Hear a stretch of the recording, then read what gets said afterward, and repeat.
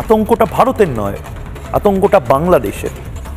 চট্টগ্রাম এখন হেডলাইনের জন্য চট্টগ্রাম আমরা একটা সময় জানতাম চট্টগ্রাম অস্ত্র লুণ্ঠন মামলা, আমরা চট্টগ্রাম মানে জানতাম মাস্টারদা সূর্য সেনের ভূমি, আমরা চট্টগ্রাম মানে প্রীতিলতা ওয়াদেদারের ভূমি জানতাম।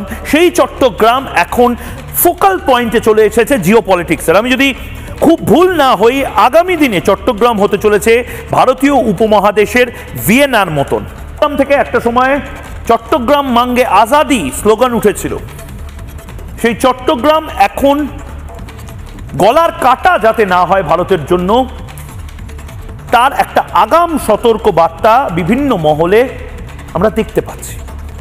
চট্টগ্রামে আপনারা জানেন ভারতীয় সেনাবাহিনী নেই, চট্টগ্রামে আপনারা জানেন আমেরিকান সেনাবাহিনী আছে। মিজোরাম, মণিপুর, এই সমস্ত রাজ্যগুলো যেগুলো সেভেন সিস্টার, তার ঠিক পাশেই Chattogram. United States of America অর্থাৎ মার্কিন সেনাবাহিনী তাদের যুদ্ধ জাহাজ কি করছে সেখানকার চট্টগ্রামের চা বাগানের মধ্যে মার্কিন সেনাবাহিনী তারা মহড়া দিচ্ছে। মহড়ার জন্য যে গাড়ি ব্যবহার করা হয় তাতে করে সোজা এগোলে মিজোরাম পৌঁছাতে